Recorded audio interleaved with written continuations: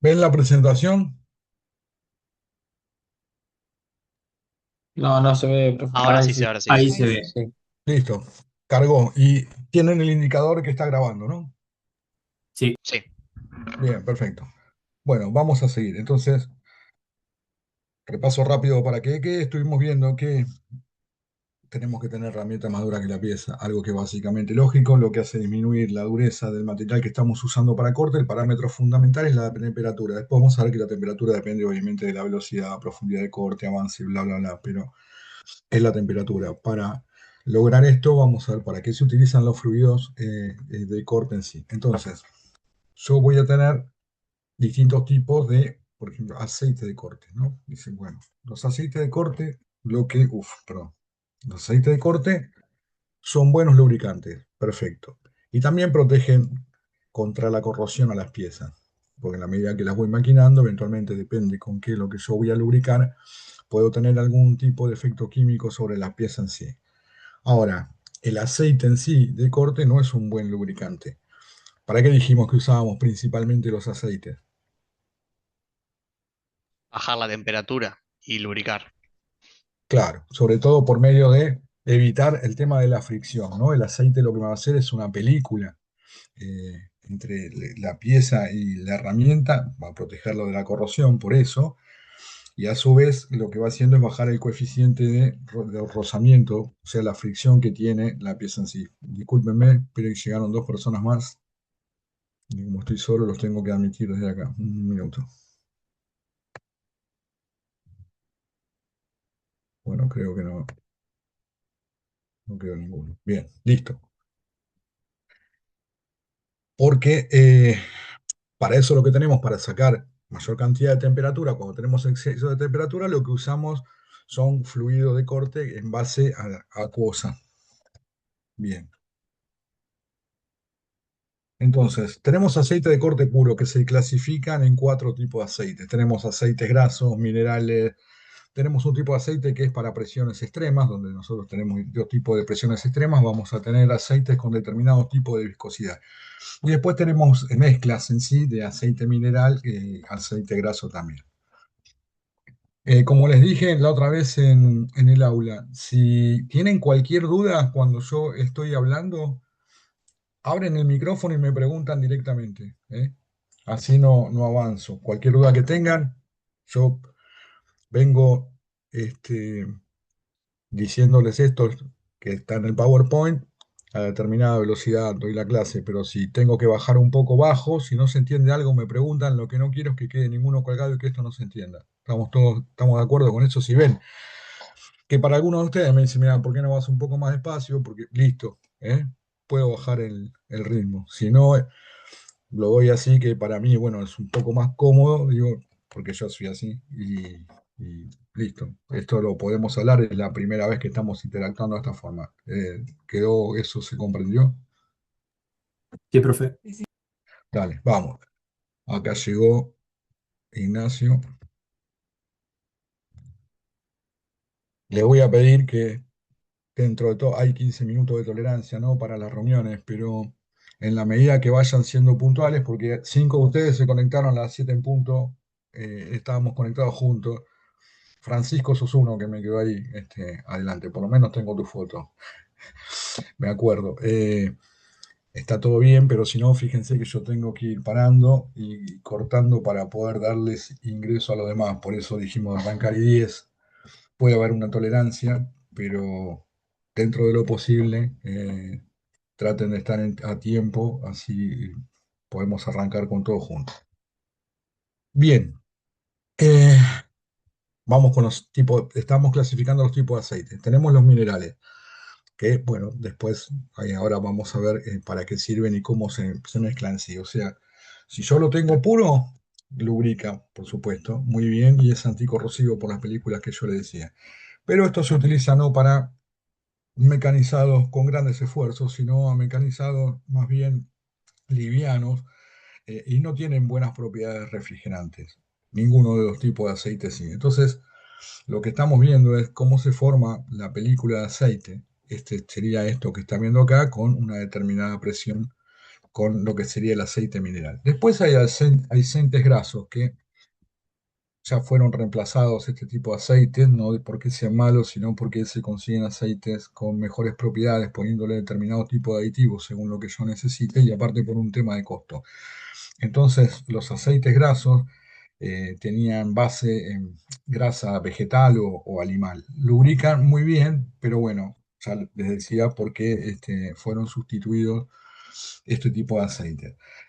Ahora, yo puede ser que tenga maquinados que sean más pesados, porque arrancamos por los que son livianos, como hablábamos la otra vez, de algunos tipos de brochados, los que utilizo quizá para fabricación de engranajes y otros métodos de fabricación que vamos a hacer.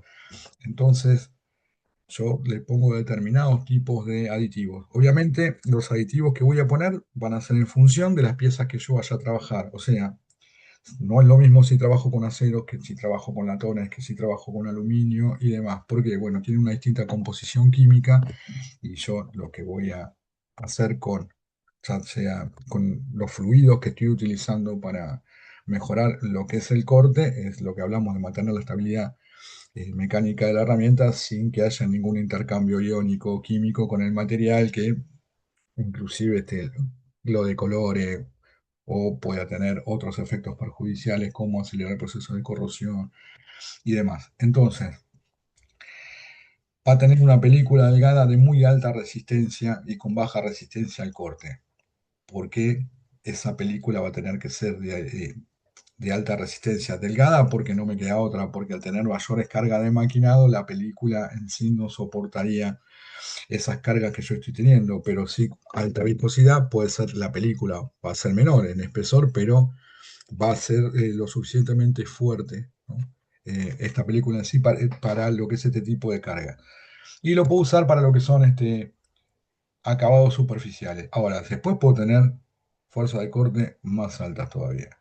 Entonces acá lo que voy a hacer son aceite de corte con aditivos específicos para lo que son presiones extremas. Entonces voy a tener presiones mucho más grandes, la película va a ser más chica, pero va a ser mucho más viscosa para soportar ese tipo de corte.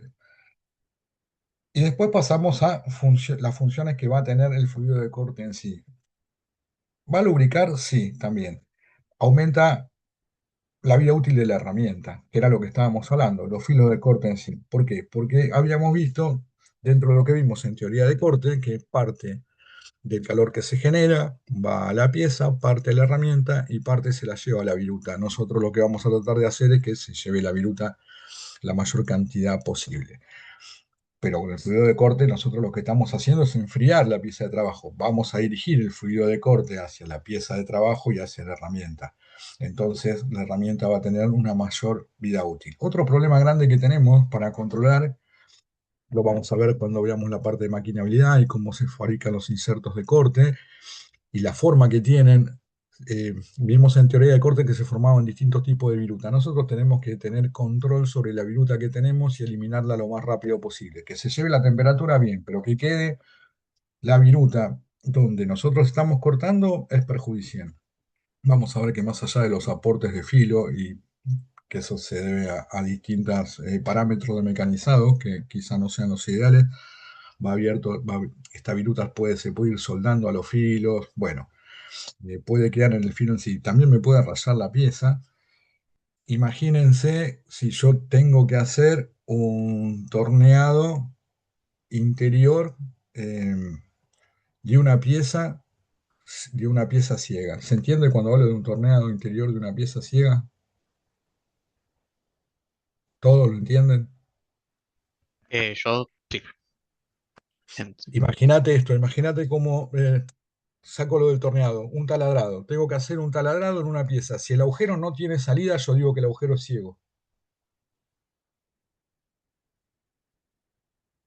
¿Se entiende eso? Sí, sí, sí. Claro, vos tenés un bloque, le haces un agujero, después lo puedes roscar, puedes hacer lo que quieras. Pero no tiene salida del otro lado. Imagínate un prisma que yo lo estoy agujereando, taladro con la mecha, pero no tiene salida eso. ¿Cómo hago con la viruta? ahí es un problema muy grande el control de lo que es la viruta, porque la viruta la tengo adentro del agujero. Bueno, para eso existen distintos tipos de brocas que vamos a ver, que tienen un conducto y un canal interior donde este fluido de corte viene a alta presión y una de las funciones principales no tiene la función de lubricar, tiene la función de enfriar, pero la principal función es sacarme la viruta de ahí. Digamos en torneados y maquinados que no sean de interiores. 10 ejemplos para que vean el más crítico, ¿no? ¿Qué hago con la viruta ahí adentro? El agujero no es pasante. Bueno, en los demás también sirve para romper la viruta. Yo necesito que esa viruta se rompa. Entonces, con las presiones de trabajo que yo tengo y con la dirección correcta, ayuda también a la eliminación y a la rotura de la viruta en sí. Para que no se... Esto que habla de formación de bordes acumulados son materiales que quedan en el filo de la herramienta que después lo que hacen es soldadura de filo cuando se desprende con material. Algo vimos en la parte de fluido de corte el otro día, lo vamos en teoría de corte. Bien, ¿cómo lo busco de fluido? Tengo que seleccionarlo. Bueno, si yo tengo, esto es general, si yo tengo grandes esfuerzos, o necesito hacer maquinados que son complejos en sí. Hablo de generalmente porque siempre hay excepciones a todo, o sea, nada es absoluto. Bueno, ustedes, vos, ingeniero mecánico, sabés perfectamente que nada es absoluto. Entonces, generalmente, si yo tengo grandes esfuerzos, lo que voy a hacer es trabajar con velocidades reducidas. A ver, si voy a hacer algún desbaste de un eje. ¿Todos entienden lo que es un desbaste en un torneado?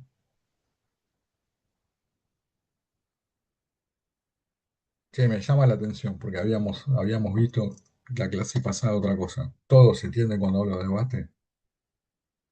Es el trabajo más bruto, digamos, que se puede llegar a hacer en el primer trabajo que se hace en cualquier pieza cuando Totalmente. se habla de un torneado. Vos lo que vas a tratar de hacer cuando vas a hacer algún tipo de maquinado, si no tenés algo previo y no tenés un dispositivo de sujeción autocentrante, después me voy a centrar en esto, digamos, tengo un, tengo un tocho de una pieza, o sea, em, voy a tener un material cilíndrico, por poner algo fácil, pero eso viene en bruto y la superficie exterior está oxidada y no sabes qué centrado está. Entonces, lo primero que tratar de establecer para tener una referencia sobre cualquier tipo de pieza que vayas a maquinar son los centros. ¿Dónde está el centro? Y yo de ahí me baso. Por eso van a haber muchos tipos de acotaciones de plano, que bueno, que no viene mucho esta materia, pero sí, vos tenés que interpretar el plano que estás viendo para ver cómo lo vas a fabricar. La elección de la máquina que vas a hacer va a ser en función de las tolerancias que tenga ese plano y de las especificaciones que te pidan. Y la cantidad, por supuesto. Pero los procesos de fabricación los ves con las tolerancias. O sea, determinadas máquinas te sirven para determinadas cosas y, bueno, y determinadas cantidades.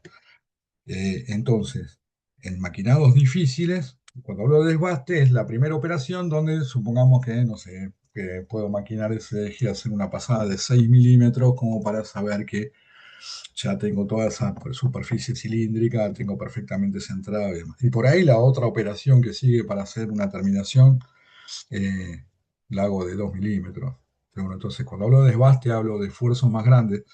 Recuerdan que vimos los insertos eh, la semana pasada, que teníamos insertos que trabajaban de forma positiva y negativa y teníamos distintos tipos de insertos y hablamos de los insertos que tienen las caras a 90 grados, que son para esfuerzos más complejos, que son los que tienen más masa, mayor filo y demás, ¿no? Bueno, es para este tipo de cosas. Entonces, cuando vengo a baja velocidad, generalmente voy a buscar una mayor lubricación.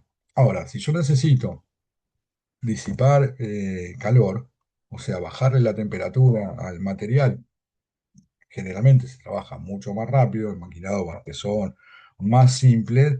Bueno, voy a utilizar, me voy a ir del lado de los aceites para tratar de usar algún tipo de emulsión en base acuosa, porque la transmisión del calor obviamente es mejor medio la base acuosa que el aceite en sí. El aceite, aparte, imagínense si yo tengo excesos de temperatura, digo exceso de temperatura para cuando estoy cambiando las propiedades físicas del aceite, o sea, un cambio de estado, o sea, cambio de fase líquida a fase gaseosa. ¿Eso pasa? Y sí, pasa. Pasa cuando no estás trabajando bien. O sea, yo vengo trabajando en un lugar donde hay tiene mucho calor y tengo un aceite. ¿Qué le pasa al aceite? Se quema. Claro. Y hay una persona ahí, ¿no? Operando eso. Y eso es tóxico, olvídate. Eso es tóxico para la persona, para los demás, se quema. Bueno, eso obviamente hay que tratar de evitarlo, pero puede pasar. Acá doy algunos ejemplos de operaciones de corte, la parte donde dice esmerilado, podríamos hablarlo también de algún tipo de rectificado, ¿no? Es algo que hago con piedras que las vamos a ver, o muelas de corte en realidad. Torneado, los fresados generalmente son más pesados, depende qué tipo de taladrado tenga también. Vamos a tener después una clase especial de fabricación de engranajes que tienen máquinas específicas para este tipo de cosas, pero se usa muchísimo lubricante, por eso en sí los esfuerzos son muy grandes. Puedo tornear roscas y también puedo roscar con machos, que era lo que hablábamos la clase pasada, que les explicaba Diego esto de los machos en sí. Hay varias formas de conseguir rosca, también las puedo fresar, puedo hacer interpolación de ejes, puedo laminarlas, pero bueno, eso en la medida que avancemos la cátedra vamos a ir integrando, ¿no? El conocimiento de cómo llegar a determinados procesos en sí, si tengo que hacer una rosca por determinados medios, según lo que nos convenga. Entonces, como tipo de fluido de corte, puedo usar el aceite puro, como habíamos visto, o algún tipo de fluido de corte que sea soluble en agua, o sea, que sea en base a cosas, que el principal objetivo es bajar la temperatura, o sea, lo que va a hacer es bajarme todo el calor que he generado. Y bueno, el agua es uno de los principales medios para poder hacer esto en muchísimos procesos, así esta no es la excepción. Ahora, ¿tiene propiedades lubricantes? Y no. ¿Y es corrosiva para los materiales? Sí, ¿no? Si nosotros ponemos algún tipo de acero en contacto con el agua, se nos va a oxidar. Bien, y todos los metálicos en general. Bueno, entonces se hacen mezclas, se ponen aditivos o se ponen otro tipo de materiales. Nosotros nos vamos a asegurar la protección integral de la pieza que estamos desarrollando.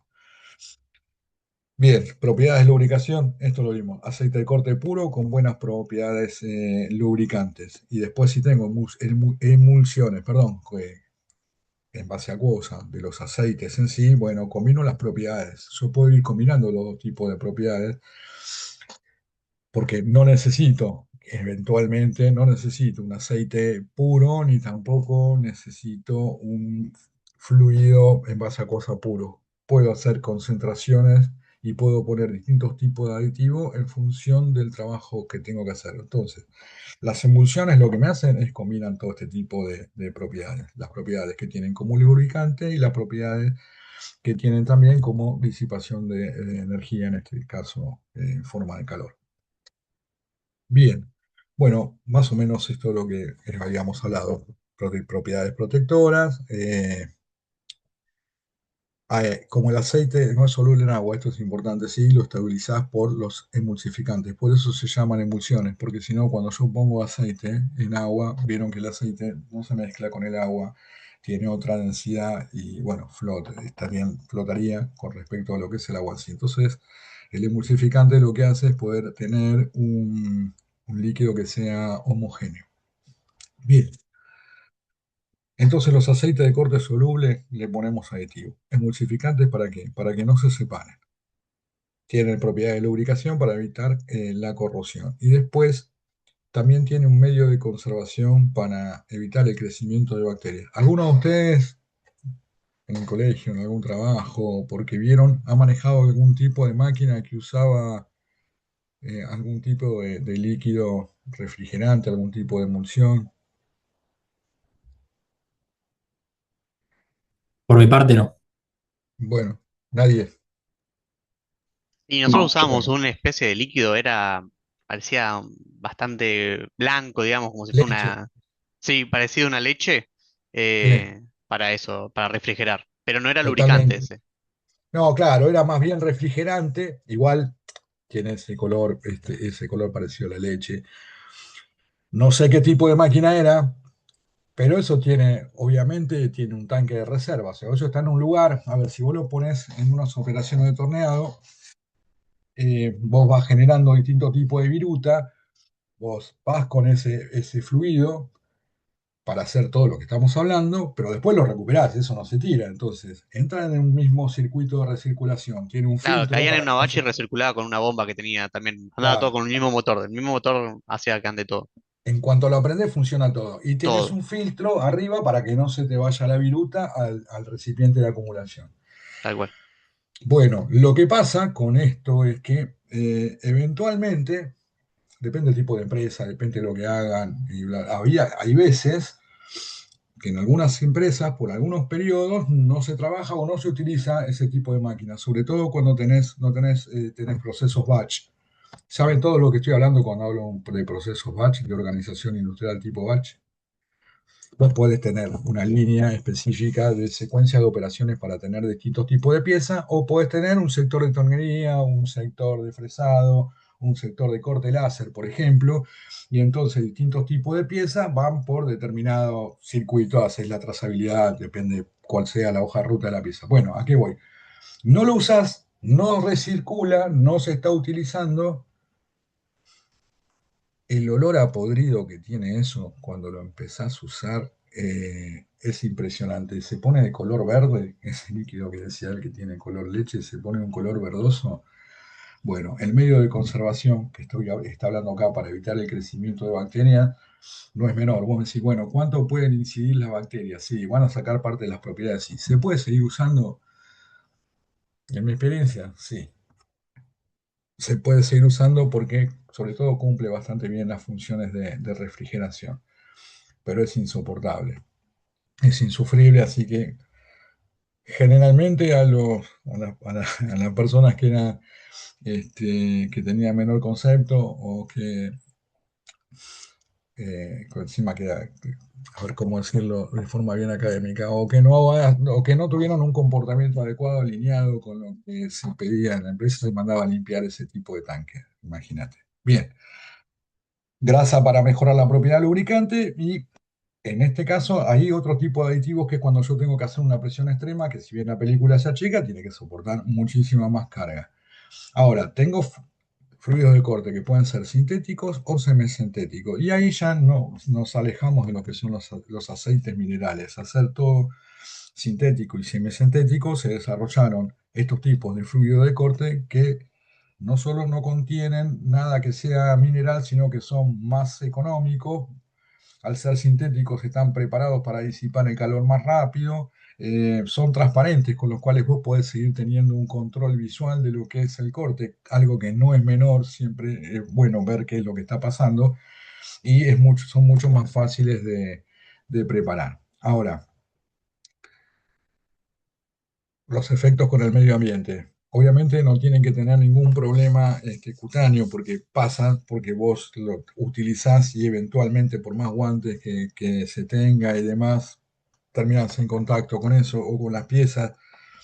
Inclusive si no estás en la parte de producción, o sea, vos podés hacer un control por muestreo dentro de operaciones de producción y medir algo en algún tipo de aparato de medición, algún supervisor, alguien de control de calidad o el mismo operario de la máquina y terminas en contacto. De alguna forma u otra te terminas mojando las manos por siempre. Bien, y acá no me acordaba de lo que decía, pero sí lo de los malos olores, la bacteria es tremendo.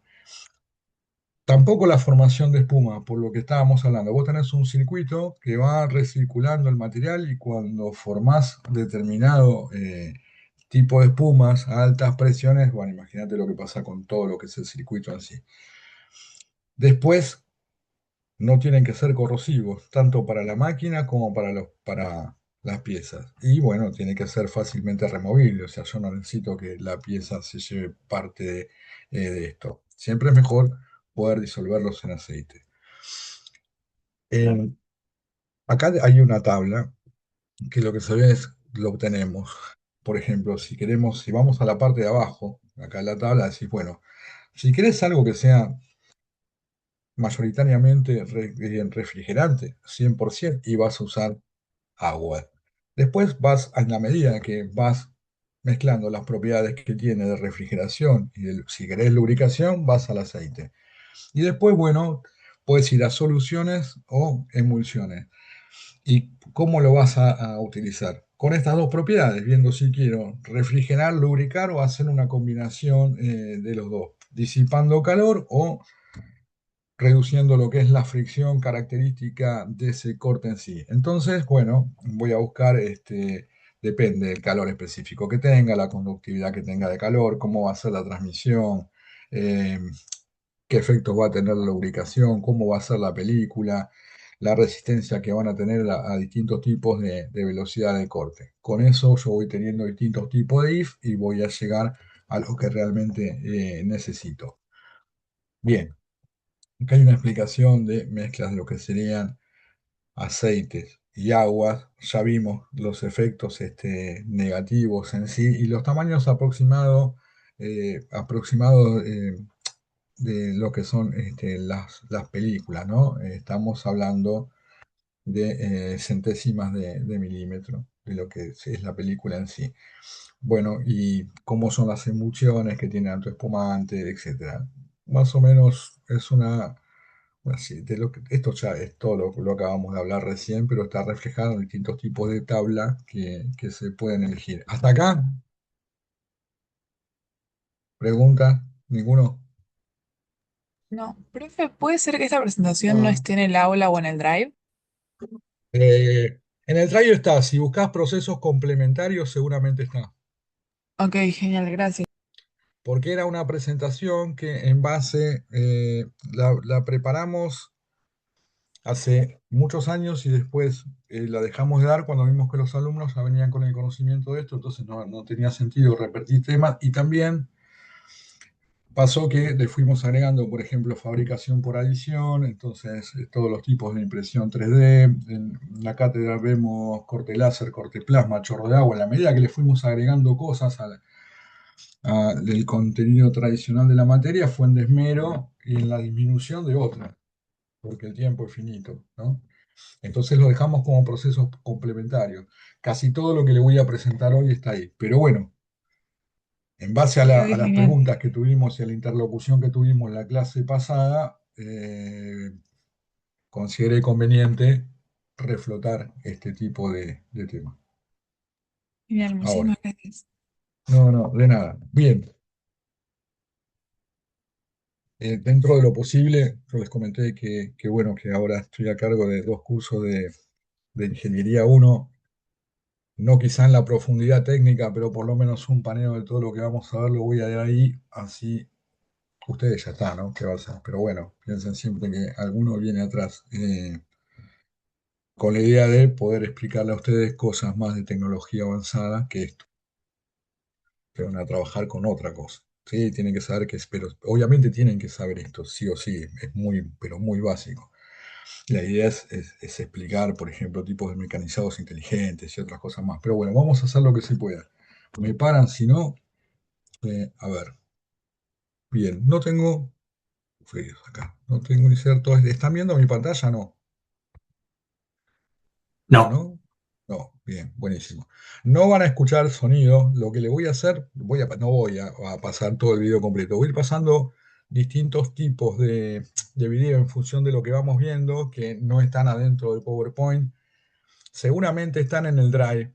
En cada carpeta del Drive, de cada tema que van a ver, de cada tema que vamos a ver, van a encontrar la presentación, van a encontrar videos complementarios que explican lo que dice eso y en algunos que hemos hecho de la pandemia para acá van a encontrar los GIF, porque en pandemia era mucho más complicado explicar todo esto, entonces teníamos GIF con movimientos y demás. De todos los procesos y hay muchos procesos más que están como procesos complementarios que también, por ejemplo, hidroformado y otro tipo de cosas, opciones de rotomoldeo y demás que fuimos explicando y después no. Así que, bueno, a ver,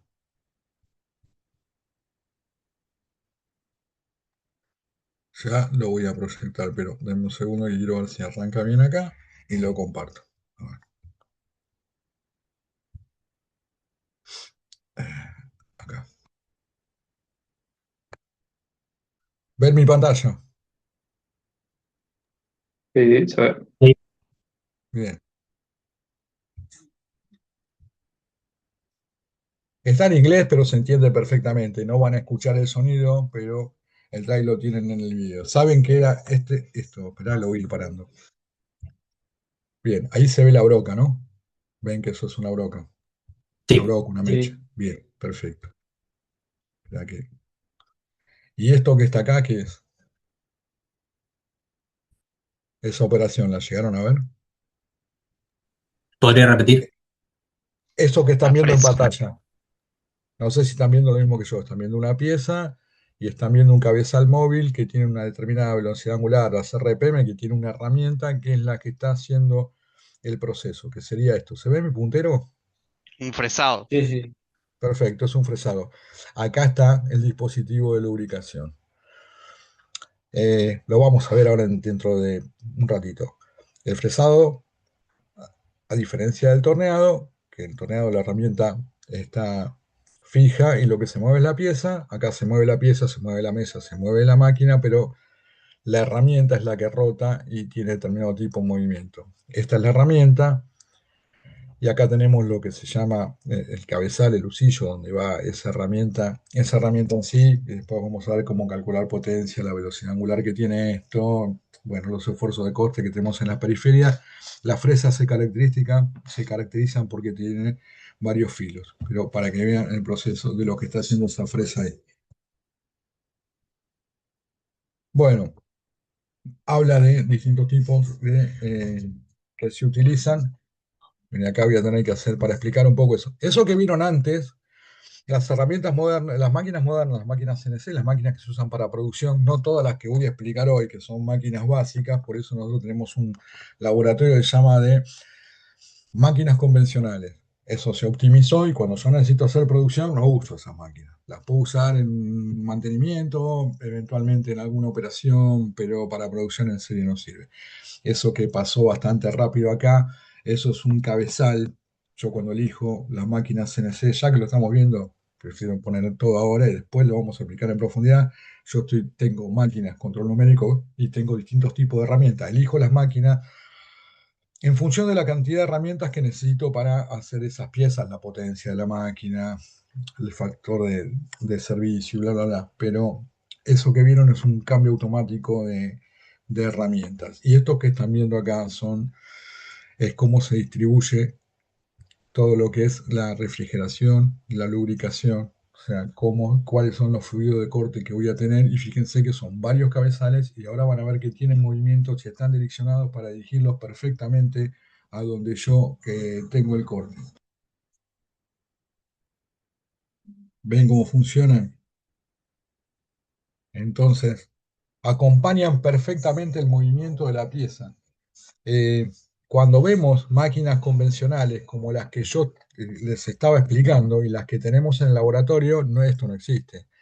Uno tiene el fluido de corte y va, pero no sigue el movimiento de la herramienta ni está perfectamente aplicado donde se produce el esfuerzo y se produce el corte. Acá sí. Ahí se hizo otro cambio de herramienta, se clava con ese cono y acá yo tengo programable, yo sé todo lo que va a pasar, obviamente trabajo en tres ejes con sistemas, bueno, esperen que acá quiero hacer otra salvedad.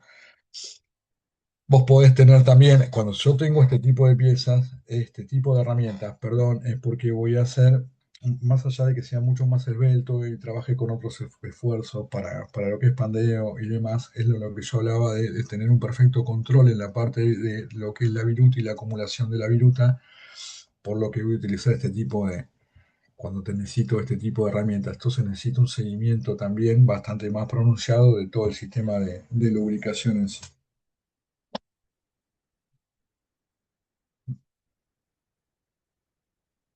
Bien, lo que está haciendo ahí, ¿no? Lo que está haciendo acá, esto tiene distintos tipos de insertos, pues está haciendo un corte con insertos intercambiables, era algo de lo que yo le decía cuando se maquina un agujero ciego, es eso. En este tipo de material puede haber otro, pero si ven, el sistema de lubricación sale por acá. ¿Se ve el chorro este? Sí, Sí, sí. Sí, sí. Estoy haciendo algo interior y cómo lo lubrico. Y bueno, primero tenemos que controlar mayor la viruta porque encima es ciego, o sea que cuando llegue, pues yo voy sacando un montón de viruta que va quedando ahí y ni siquiera va a poder salir por el fondo porque no hay, es ciego.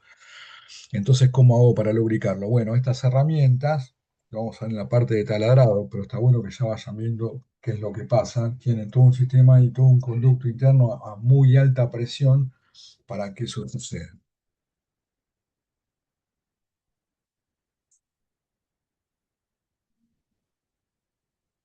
Veo de vuelta. Bueno, en este se vio mucho mejor, ¿no? Mira, fíjense que viene por acá todo el sistema que es interior. ¿Por qué? Porque encima es mucho más esbelto, es mucho más profundo. Hay otro tipo de herramientas que inclusive tienen adentro un sistema de amortiguación interno para poder mantener exactamente la medida que yo necesito cuando tengo que hacer. Hay agujeros que son muy largos en función de lo que es la herramienta y si no, la deformación en sí no te va a dejar llegar a la medida que necesitas. Pero además necesitas un super sistema de lubricación. Bueno, esto.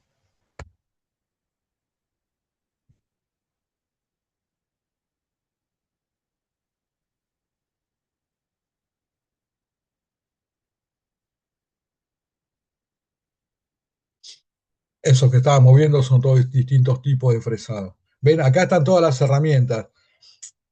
Yo pienso el proceso de producción y ya tengo todos los cabezales con todas las herramientas. Lo que yo necesito es, como les dije la primera clase, lo que vamos a ver es la producción. Voy con todos los parámetros al máximo posible y le saco la mayor cantidad de potencia posible a la máquina dentro de parámetros estables, por supuesto, para tener la mayor productividad y ser más competitivo.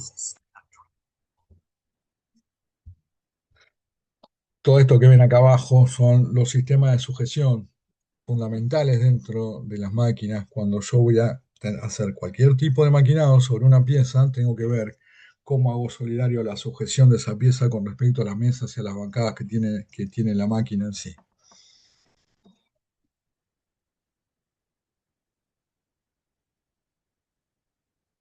En determinado tipo de maquinado, yo lo puedo hacer en seco, o sea, sin ningún tipo de fluido de refrigeración, de fluido de corte en sí. Y eso es para carga liviana, si no lo necesito, lo puedo hacer.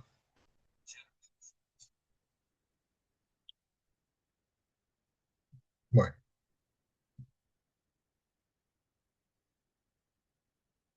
eso también son sistemas de fresado. Bien, bueno, acá hay otro ejemplo. Ven los agujeros que tiene acá, que ya están roscados y todo. Bueno, yo creo que como ejemplo se entendió esto. Bueno, lo que está hablando acá, que también, bueno, tiene distintos tipos de presión de aire porque vos tenés que sacarte la viruta encima, porque vas a seguir haciendo el maquinado, eso te molesta y lleva a grandes posibilidades de tener errores, lastimar las herramientas y demás en función de lo que va haciendo. En este caso, de que sigue el corte de la herramienta, pero te limpia perfectamente la base para poder seguir haciendo otra operación o la que estés. Lo que estaba apretando el operador de la máquina ahí era el sistema de sujeción. Y obviamente tenés que tratar de hacer un sistema de sujeción rápido, ¿no? Como lo que vimos en lo que es el SMED, ¿no? En organización industrial. Tengo que hacerlo siempre lo más rápido posible, como cambiar el neumático en Fórmula 1. Esto tiene que tener las empresas y nosotros como ingenieros vamos a optimizar el tiempo que la herramienta esté transformando, dándole valor agregado al material que tenemos. Y eso es un porcentaje menor, 5 o 10% de todos los demás procesos, ¿no? Acopiar el material, ponerlo, sujetarlo, sacarlo, llevarlo, inspeccionarlo, empacarlo y demás, hasta que sale de la planta. Entonces todo esto tiene que ser siempre lo más rápido posible. Bien.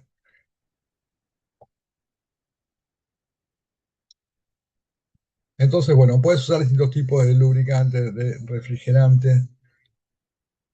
ven a la velocidad que trabajan este tipo de máquinas y lo que hace el sistema de aire es ir dejando todo eh, mucho más limpio. Y en este caso, la pieza no es una pieza muy complicada, pero tampoco es una pieza muy sencilla. Bueno, listo con esto.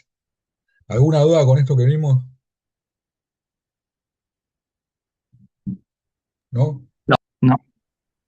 Bien, bueno, acá lo que están viendo trabajar es, bueno, voy a seguir con ese PowerPoint. También yo lo voy a usar con distintos tipos de herramientas de corte, ¿no?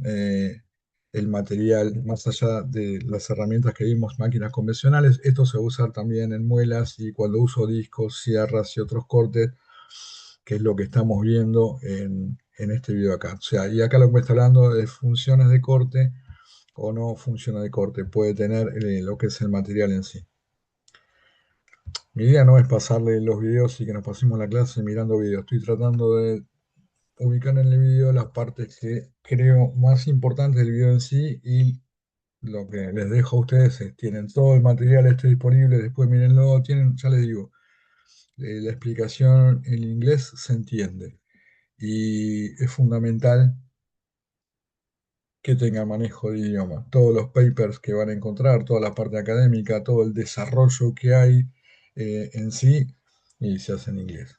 Los chinos hacen paper en inglés. Digo los chinos como para que vean que se usa en todo el mundo.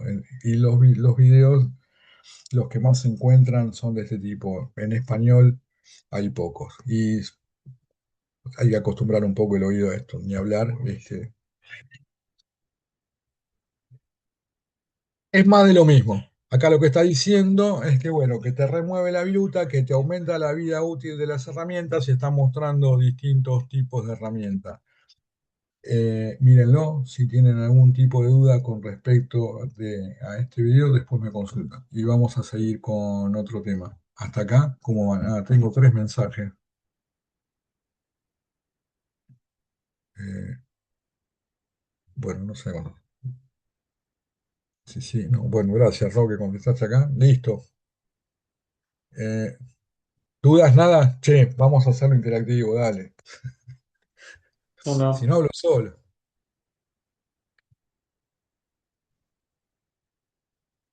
¿no? Por mi parte, no, profe. No, Gracias, por mi gracias. parte tampoco. Justo No, estoy. profe. Esperá que agarro algo para anotar. Después decime, che, yo soy el que te tiene un centro. Mientras vas cambiando de presentación. No, ninguna. Listo. El de lubricantes. Ah, ya que lo estaba mostrando. Vamos con la rectificadora.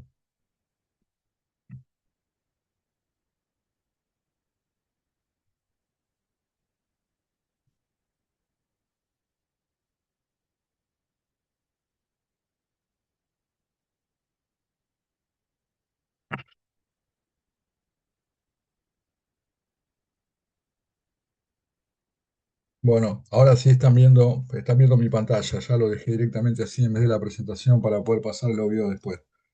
Todos están viendo, ¿no? Sí, sí, profe. Sí, sí. Ah, algo más.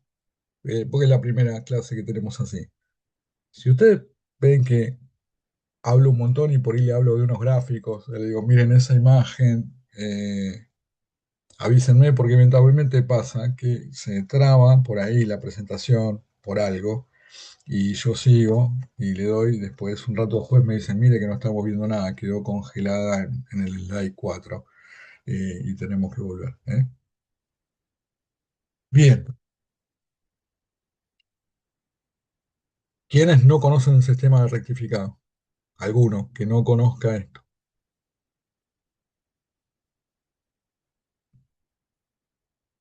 Lo conocen todos, che. ¿Y dónde lo vieron? ¿En qué parte de la carrera vieron esto?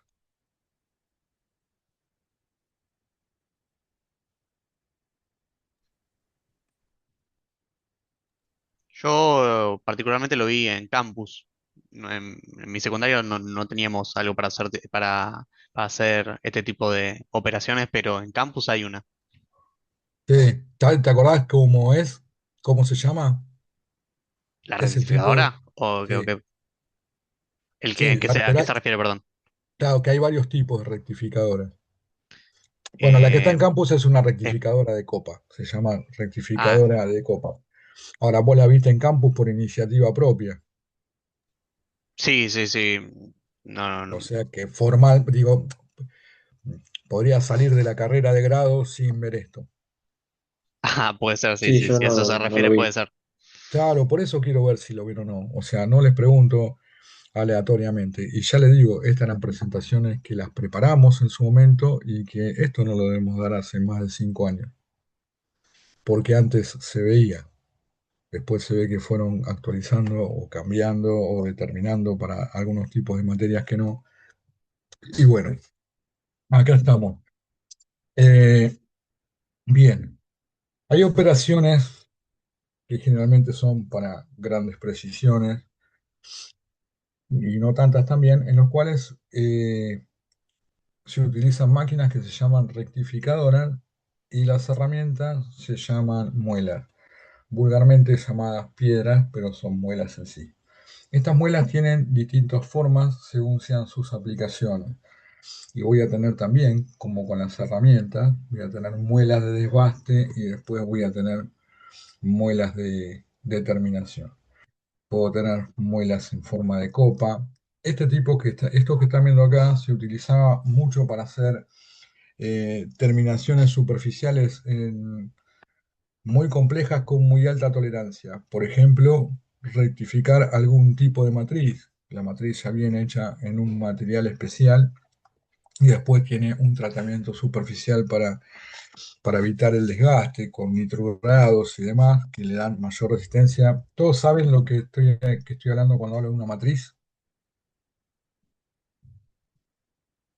Para inyectar, por ejemplo, plástico. Por ejemplo, o puedo tener, entonces, sí, puede ser para inyectar plástico, perfecto lo que dijiste.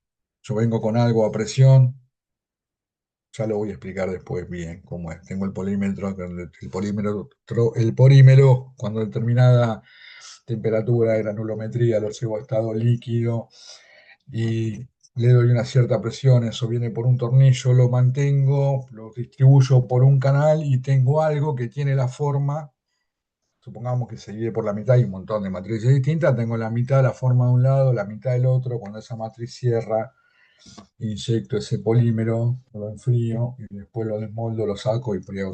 Yo necesito que eso, que es una de las partes más caras que tengo, se mantenga, pero tiene que tener una tolerancia muy, pero muy buena, porque también puedo hacer semiejes de una camioneta. También puedo hacer piezas mucho más complejas y puedo hacer piezas en acero, puedo hacer, bueno, en aceros aleados y demás, o sea que hay esfuerzos mucho más grandes. Se puede terminar con este tipo de piedra u otras cosas que son más chicas. Esto generalmente eh, se utilizan con máquinas que son neumáticas de altas revoluciones.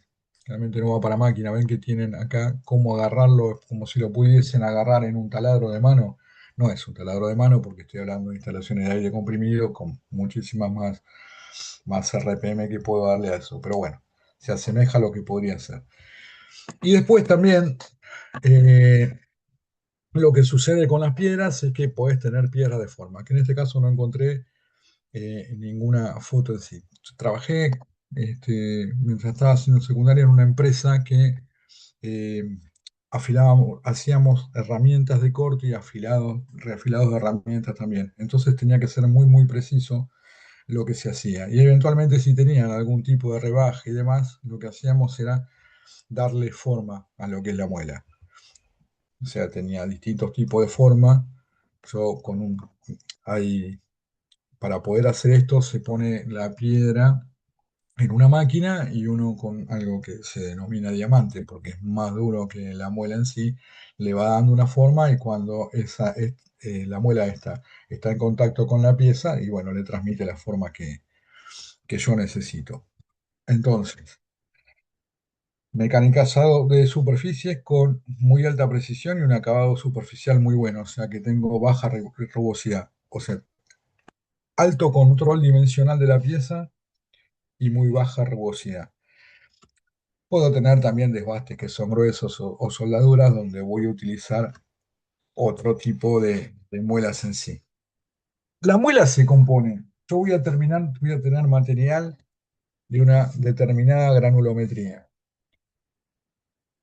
Ese material va a tener una determinada dureza específica en sí. Y después voy a tener algo que se llama, en polvo, va a estar, o sea, en granulometría, porque lo tengo en polvo, ese material, o sea, tiene unas dimensiones, por un lado, que son características, por otro lado, el material en sí, y después tengo algo que se llama aglutinante, y con esa mezcla voy a hacer cada uno de este tipo de muelas. Depende la terminación superficial que yo necesite o cuánto sea lo que voy a hacer, voy a tener como todo. Primero es una operación de aproximación y desbaste y después puedo llegar a tolerancias de centésimas de milímetro tranquilamente. Entonces voy a utilizar distintos tipos de granulometría, de materiales y de aglutinantes para esto. Más o menos se entiende cuál es la idea de la función de la composición de la herramienta. Sí, profe. Sí, sí. Algo dice, bueno, acá. eh, Voy a tener granos más abrasivos o menos abrasivos y de determinada medida para lo que lo vaya a utilizar. Bien, entonces, bueno, venía un poco más acá. Tipo de material, granulometría de la muela, en la dureza que tiene ese material en sí, qué tan denso, esta es otra cosa que no había nombrado dentro de la estructura, qué tan denso lo voy a hacer o no en función de la cantidad que vaya a tener de aglutinante o aglomerante del material que venga abrasivo. Entonces, yo voy a tener este tipo de materiales abrasivos, bueno, voy a tener óxidos de aluminio, ¿no? Con distintos tipos de dureza, como están viendo en la tabla. O sea, tengo aluminio, tengo carburos de silicio, nitroro de boro cúbico. Estos van a ver que después vamos a hablar de los componentes de lo que son las herramientas de corte, las placas de corte que se utilizan, y vamos a ver ¿por qué utilizamos óxido de aluminio? Cuando utilizamos carburo de silicio, nitruro de boro cúbico en la parte de maquinabilidad, van a ver que este tipo de materiales son los que nos dan la posibilidad ahora de tener mayor. Lo vimos el otro día un gráfico de cómo bajaba la dureza con función de la temperatura y este tipo de materiales nos dio la posibilidad de tener un salto tecnológico muy grande. Fíjense cómo van variando, ¿no? Los grados de dureza y lo más duro que tenemos son lo que se llama diamante industrial, ¿no? Son diamantes policristalinos en sí. En todos los casos que van a hacer, fíjense que son todos, tienen una muy elevada dureza. Tienen que tener alta resistencia al desgaste, sí. Tienen que ser tenaces también.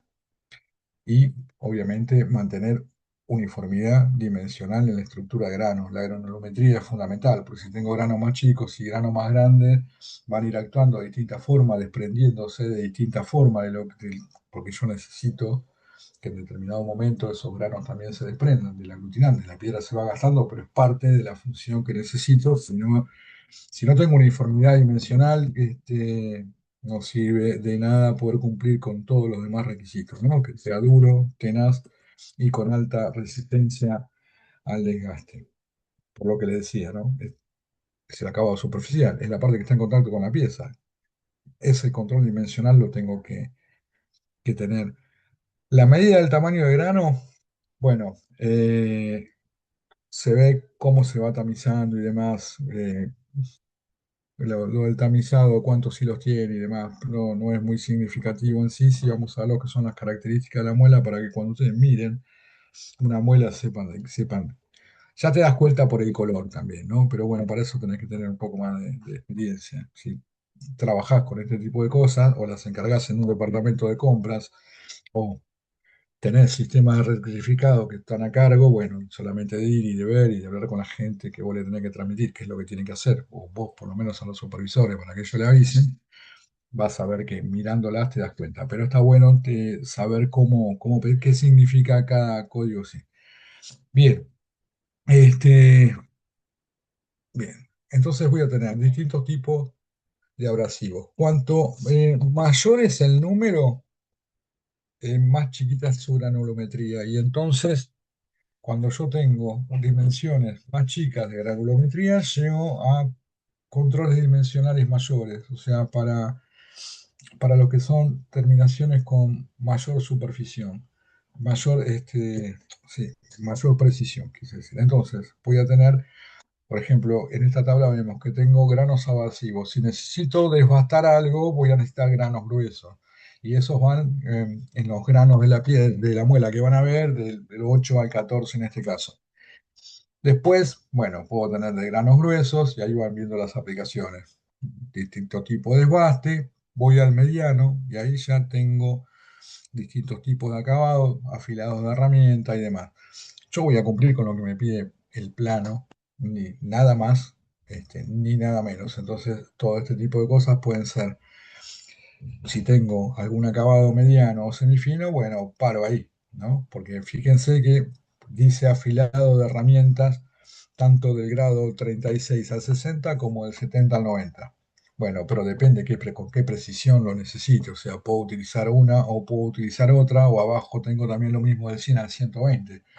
Hay herramientas. Si voy a hacer algún tipo de afilado de una brocha, vamos a ver el proceso de brochado que tiene un alto control dimensional, sí o sí necesito afilar eso con un acabado muy pulido y que sea muy fino. Y para eso, ¿qué voy a utilizar? Bueno, cuanto mayor es el número que identifica lo que es la muela, más fino es el material que tiene. Bien, y pasamos del fino, muy fino para hacer brunidos y demás, o super brunidos con materiales que son extra finos. Entonces, la tenacidad que va a tener la herramienta en sí lo va a determinar el aglomerante.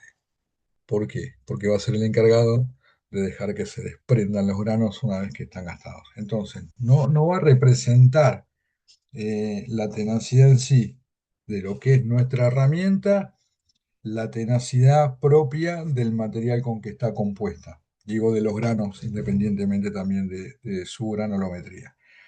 Eh, Porque vamos a ver qué es lo que le decía, ¿no? Que la resistencia que tiene para poder desprenderse. Vos para materiales que son muy duros, lo que tratás de usar son muelas blandas. Y para materiales blandos vas a usar muela fina. O sea, el aglutinante, lo que va a hacer el aglomerante en sí, lo ideal sería que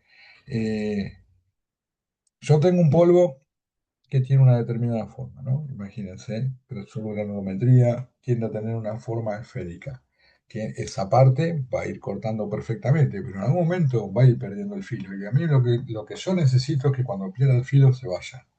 Bueno, eso obviamente lo calculamos y hacemos la muela en función de esto. ¿Se entendió esa parte de cómo funciona? Sí, profe. Bien, gracias. Entonces la vamos a clasificar también. Por un lado, vemos la granulometría que tiene y vemos para qué tipo de terminaciones la necesitamos para saber eh, cuál va a ser el control dimensional que vamos a tener. Y por otro lado, vamos a ver si son blandas, tenemos clasificaciones desde las blandas hasta las extra duras, pasando por las blandas, medianas, duras, muy duras, según esta tabla que vemos acá. Van de la letra D hasta la letra Z. Bien, esto ya lo había puesto. Sí, me fui a otro lado. Bien, entonces, el aglutinante o el aglomerante en sí, vimos que lo determinaba la pieza. Tiene que ser inalterable frente al agua porque generalmente lo que voy a hacer es disipar calor más que fuego. ¿Por qué? En este caso estoy hablando de utilizar refrigerante y no algún tipo de aceite de corte.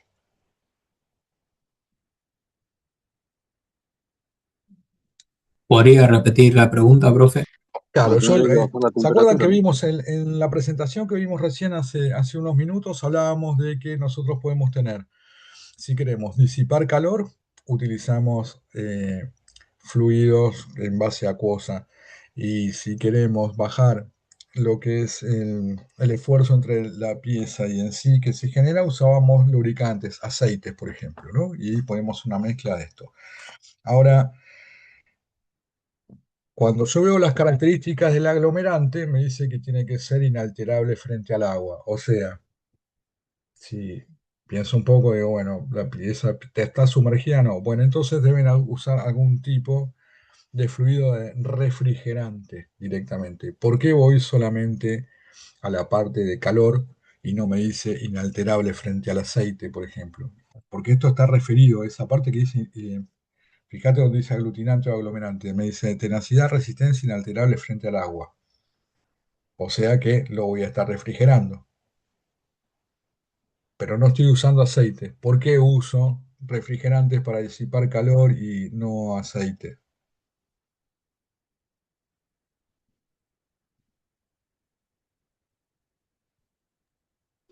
Pues el aceite se quemaba Claro, el para aceite se refrigerar. quema, pero estamos hablando de grandes esfuerzos. Acá, cuando utilizamos muelas, estamos hablando de terminaciones de centésimas de milímetro. Ah, Entonces, ¿los esfuerzos son grandes? No. ¿Se puede levantar temperatura? Sí, porque voy a ir lo más rápido que pueda. ¿Necesito protección? Bueno, en algún caso es extremo, bueno, pero de alguna película lubricante, no. Lo que necesito es llevarme la temperatura. El esfuerzo es grande, no, bajo ningún concepto. Si uso rectificadoras no tengo grandes esfuerzos. Tengo para hacer un desbaste con una muela si no va a llegar al milímetro. No es que voy a usar como un torno, pues depende de la potencia del torno, la máquina, la envergadura, el volteo, bla, bla, bla. Puedo hacer pasadas de 10 milímetros, de 15, bueno, tornos más grandes. Acá no creo que llegue a uno, porque aparte ya generalmente no son operaciones, generalmente, estoy hablando, son operaciones de terminación, donde ya tiene algún proceso previo, donde yo desprendí la mayor parte del material, salí de una determinada forma y lo vengo a terminar con esto. Digo generalmente porque, por ejemplo, en ese lugar que digo que trabajaba yo, ya venía realizada la pieza no con otros maquinados y nosotros lo que hacíamos era hacerle el filo a las herramientas, pero fue hace muchísimos años. Bien. Y la porosidad que vaya a tener este aglutinante o aglomerante. Entonces vamos a tener, ese aglutinante puede ser elástico, metálico. Metálico lo uso solamente cuando tengo compuestos de boro y compuestos de diamante. Puede ser en base a algún tipo de silicato, puede ser cerámico, puede ser con algún tipo de resina, ¿no? Un resinoide en sí. Bien. El rectificado en sí, las máquinas hacen mecanizados con cortes geométricamente determinados, porque ya sé qué es lo que necesito en sí, la forma que va a tener la pieza, quiere decir eso. Y acá pasan dos cosas. Se puede mover la pieza, o se puede mover la herramienta, o se pueden mover las dos cosas. Eso depende del tipo de rectificadora que yo tenga. Eh, bien, y según lo que necesite hacer. Entonces, lo que vemos acá, que hay un efecto de alta temperatura en la zona de corte, por eso usamos el refrigerante y por eso te dicen, bueno, la muela tiene que mantener su integridad, no se tiene que degradar con el agua así.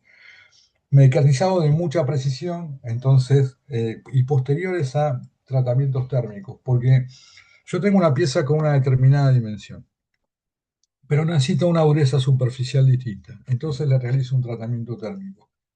El tratamiento térmico le puede agregar determinados materiales así, en micrómetros estamos hablando, y le puede dar también determinados tipos de propiedades intrínsecamente dentro del material, va cambiando el material en sí algunos micrones de profundidad. Bien, pero eso me lo va a ir variando y no todo es constante y nosotros sabemos que nada es perfecto, absolutamente. Entonces, muchísimas veces necesitamos un maquinado posterior y ya no estamos maquinando un acero al cromo muy bonificado, que ya es bastante complicado, sino que a su vez tiene un tratamiento térmico, con lo cual el material es más duro todavía. Y lo que tenemos que sacar, digamos, de la pieza para poder tener la pieza que nosotros necesitamos, no son medidas que tengan una penetración, o sea, que yo le vaya a sacar mucho material. Sí, tiene que ser muy preciso, porque se utiliza para este tipo de cosas. Y según lo que vamos rectificar, tenemos rectificados interiores y exteriores. Bien, Después puedo rectificar de forma plana, de forma cilíndrica, puedo rectificar alguna pieza longitudinalmente, transversalmente, de forma oblicua. Puedo hacer determinados tipos de rectificado de perfiles. Ahí es donde digo que se pueden utilizar piedras de forma. Seguramente hay sistemas mucho más automáticos de los que yo he utilizado, pero bueno, había personas encargadas de eso. Vos lo que tenés que hacer es seguir el perfil con el diamante y te va a dejar perfectamente la muela como la necesitas. Ya la podés fabricar, depende de la cantidad, ¿no? Si tenés que hacer dos piezas, no, pero si tenés que hacer 10.000, bueno, ya viene con una determinada forma y vos lo que vas haciendo, en la medida que se va desgastando y no puedes mantener ese perfil, pasás el diamante de vuelta, queda de vuelta con la forma que necesitas y seguís usando la muela en sí. ¿Se entiende lo que digo? Bueno, cuando le muestre un rectificado plano, eh, lo vamos a. No tengo el reloj a mano, discúlpenme, ¿qué hora es? 8:20. 8:20. Bueno, el recreo lo hacemos cuando termino la presentación, ¿eh? Si hay alguno que no Dale. aguanta, me avisa y lo podemos hacer, pero si no, si aguanto yo que soy más mayor, porque si no corto por la mitad y no tiene mucho sentido. Bueno, entonces, después les voy a explicar lo que quiere decir rectificado sin centro. Generalmente eso se hace para ejes y vamos a ver cómo se hace en una máquina que se llama rectificadora universal. Por suerte yo pude trabajar con todas estas máquinas, entonces, con, afilando herramientas, pero también se hacían ejes de precisión ahí y demás. Bien, pieza y herramienta. Y acá vemos, puedo hacer esta superficie plana. Esto puede estar girando y la muela puede estar en este sentido. Acá tiene esta velocidad angular. Puedo hacer esta cara de la pieza, puedo también rectificar así o puedo también rectificar así. Todos esos rectificados son planos. Y después puedo tener un eje y puedo hacerlo de forma cilíndrica, exterior o interior, en cada uno de este tipo de operaciones. Bien. Tangencialmente, bueno, longitudinalmente a las piezas, según la forma que tenga y según el tipo de rectificadora. ¿Qué pasa a veces cuando yo tengo que hacer un eje? Entonces yo voy a tener el eje de la pieza no tiene potencia. Lo que me va a transmitir potencia, la potencia la va a transmitir la herramienta, la muela. Y después voy a tener un rodillo de arrastre, que lo que me va a hacer es mantenerme el eje donde está y va a ir girando y este eje también, y ahí lo mantengo perfectamente centrado. O sea, tengo la muela, la pieza que va a girar. Si yo giro con la muela, tiene un sentido de giro horario, bueno, la pieza va a tender a tener un sentido de giro antihorario y el otro rodillo en un sentido horario. Entonces, eso me lo va manteniendo sin centros y es muy, muy preciso. Me sirve hacer esto también porque eventualmente tenés ejes que son muy esbeltos y entonces tenés que, para no deformarlos, y mantener esa tolerancia, o sea, y tener un tema de deformación en función de lo que estoy hablando, que tengo que sacar y llegar a la presión de centésima de milímetro, eso no se puede deformar absolutamente nada. Bien, esperen, no se pongan contentos.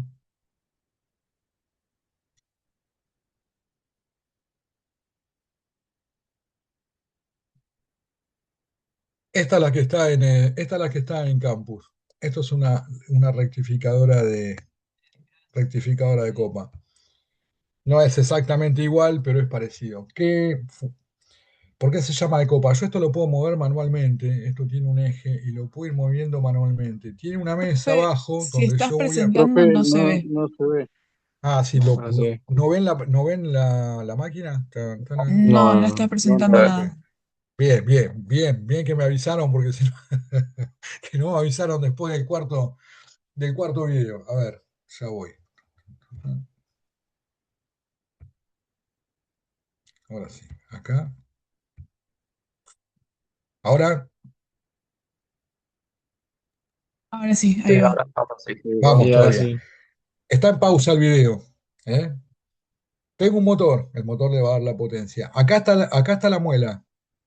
Se llama de copa porque como está agarrada, era la que habíamos visto, es una de las que presenté al principio, que tiene esa forma. Hay mechas de copa también, no sé si las conocen, o sea, yo voy cortando alrededor y después me queda directamente el agujero en sí. Todo eso lo voy a tener que agregar años antes. Bien, esto se mueve. Solidario acá tiene un eje central donde va acoplado el motor y la herramienta y yo lo puedo mover, no puedo regular ese radio en sí y obviamente la profundidad, pero esto lo puedo mover manualmente. Y tiene una mesa de trabajo, la pieza, como todas las máquinas, tienen una mesa de trabajo. Bien, acá se ve quizá un poco mejor, quiero parar para mostrarles las cosas. Esta es la muela, esta es la mesa de trabajo, la que está abajo. Lo que yo voy a rectificar es esto que está acá. ¿Qué se imaginan que es esto? Donde tiene el señor su mano izquierda. Yo les hablé de dispositivo de sujeción. Todas las piezas de alguna forma las tengo que agarrar, ¿no? Puede ser que sea magnético eso para sostener la Perfecto. pieza. Sí, sí, no tenés otra. ¿Cómo hacéis para agarrar esto? No hay forma. Entonces se usan muchísimos los platos magnéticos. En este tipo de operaciones, cuando son planas, si yo tengo bajos espesores y no hay otra forma que yo lo pueda agarrar. Si tuviese un espesor más grande, lo podría agarrar con algún tipo de mordaza, podría hacer un montón de cosas. Los esfuerzos no van a ser muy grandes tampoco, si no, no me serviría, pero hay distintos tipos de platos magnéticos. Sí, son platos magnéticos, no, no queda otra. Creo que hay también hay en campos. Ahí posicionó la pieza, le dio al plato magnético. Este está en español, ¿no? Le dio al plato magnético, bueno, se puso eso para centrar, sujetar, bla, bla, bla. Y ahí está trabajando. Acá no se ve, pero esto lo está moviendo con la mano. Lo que ven con la chispa es la degradación de la muela en sí, lo que yo necesito, en la medida que se fueron cortando, que ya pierde su capacidad de filo, bien, va cortando y trabaja de esa manera. Bueno, eso lo que quiere decir que vos podés regular, obviamente, tenés que tener precisión de cuánto vas a bajar para ver cuánto va a ser el acabado. Todo eso está graduado y cuando, ahí acabo de parar el video. En todas las máquinas que vamos a ver tiene algo que se llama nonio, que está calibrado, entonces vos lo vas girando, si son digitales lo programás. Por eso digo que este tipo de máquinas se usan, pero ya no se usan más para producción. Tengo que hacer algo específico, puede ser, porque si no lo programás y listo. ¿Se siguen usando las rectificadoras? Sí, cada vez se usan menos, porque yo cada vez tengo más precisión con otras herramientas de corte, entonces ¿para qué necesitaría una máquina que sea especial? Pero se siguen usando, sí, y se siguen usando en producción también. Bueno, acá hay distintos tipos de aplicaciones de lo que puede ir haciendo, cómo agarra las cosas con el plato. Esto que está pasando es el diamante. Es un material que es más duro y lo que está haciendo es aplanando la piedra. A ver, yo no lo hacía así. Porque ahí cómo mantiene la perpendicularidad. O sea, tiene que tener una precisión en la mano para mantener la planitud y o sea, la perpendicularidad de lo que es la aplicación del diamante. Ahora, por lo que está haciendo no lo necesita, bueno, listo, lo puede rebajar así. Si no, lo que puedes hacer es agarrarse el diamante en el plato y el diamante sí tiene otro método de sujeción. Lo que haces es agarrarse el sistema de sujeción a lo que es el plato magnético, pones el diamante, eso vos sabés que lo tenés perfectamente perpendicular con respecto a la pieza y se mueve con planitud, eh, y ahí sí le haces esto. ¿Se entiende lo que le digo?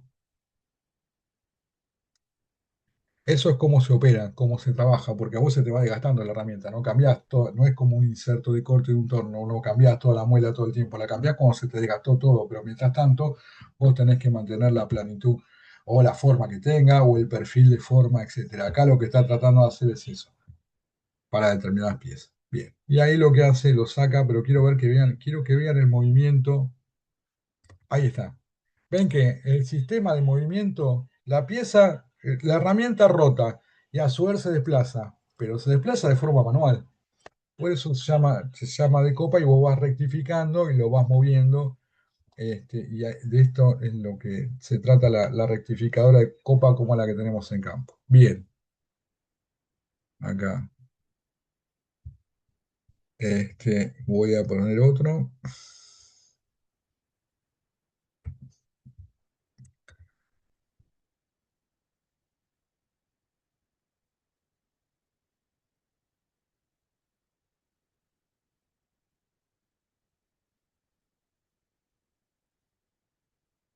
¿Se ve, se ve el video?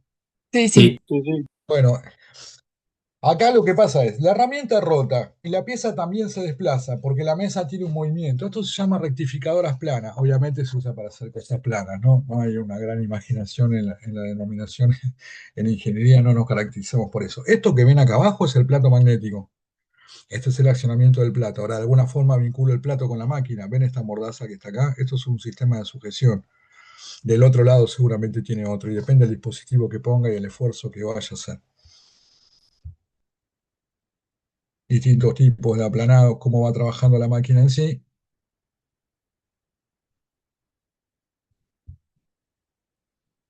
¿Cómo se mueve la mesa? Hay automáticos para poner, sí, tenés sistemas, tenés forma de vos de esto poder acoplarlo a un eje, ahora lo voy a mostrar mejor en el entorno y todo tiene forma de poder ser automático. Eh, También lo puedes hacer de forma manual, ¿no? Manteniendo cierto tipo de velocidad, depende de la precisión en sí.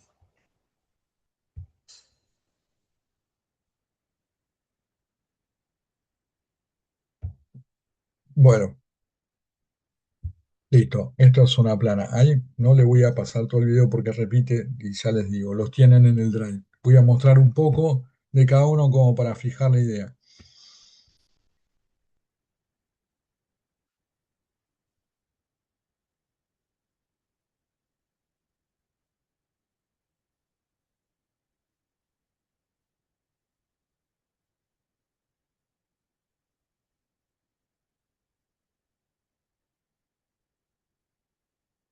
¿Se ve el video?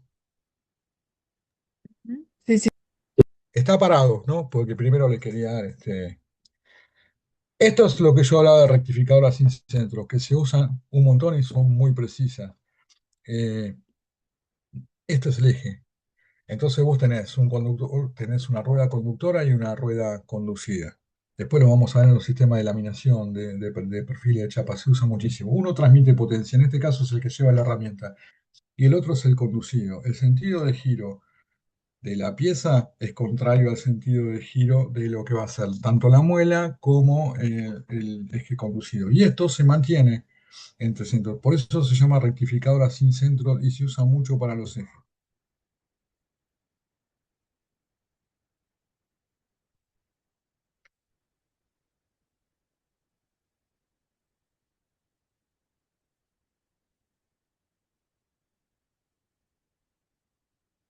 Ven que es el que transmite potencia donde está, la otra rueda es la conducida nada más. Bueno, acá está en vacío, che.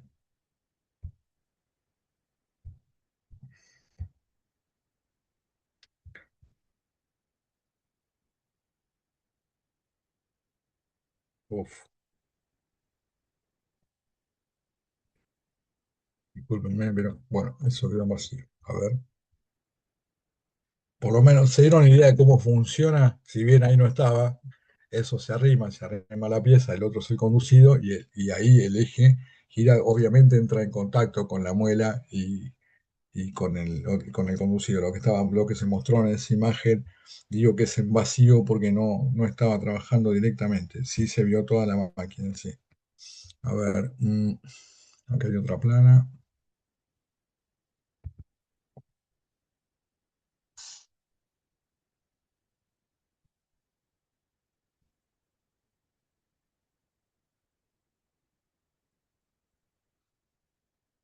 A ver, un segundo, ¿eh?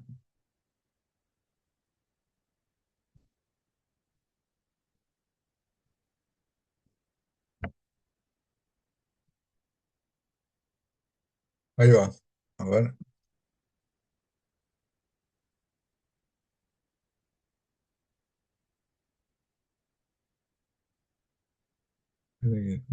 Enganchó acá. Sí. Oh. Bien, esto se llama rectificadora universal.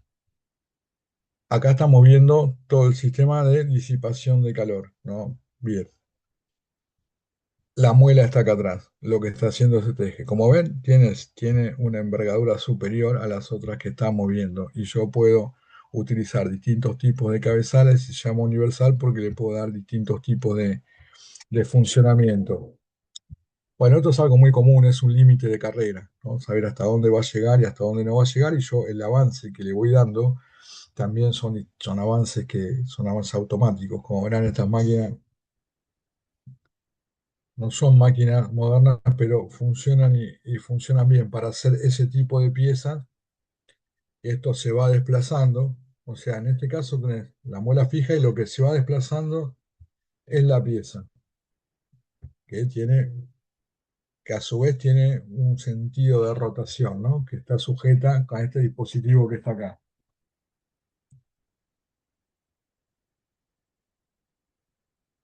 Ufa, tengo que ir pasando de a uno así, los tengo que ir acoplando. Por eso estamos tardando un poco más.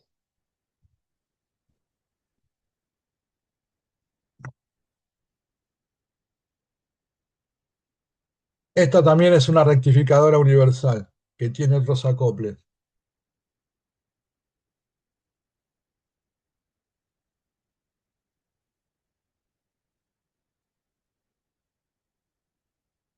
Acá está la muela. Esto es lo que le daba sentido de giro al eje que vimos antes. Acá está la muela, tiene sentido de refrigeración. Y este es el cabezal que yo voy a utilizar de trabajo. La está usando en vacío. Acá estamos viendo cómo se va a ir desplazando. O sea, tiene distintos tipos de avances. Obviamente yo puedo ir regulando distintos tipos de velocidades que le puedo dar a la máquina en sí. Bueno, y todo va a depender de los diámetros y de las piezas que tenga. Bien, bueno, hasta acá lo de muelas. ¿Son 8:30? Sí, 37. Sí, casi menos Bueno, 20. bueno, y 50 voy a parar esto. Eh, Paré el video porque los videos los tengo, pero no los edito. No me he puesto a editar horas y horas de grabación. ¿Qué me dice acá?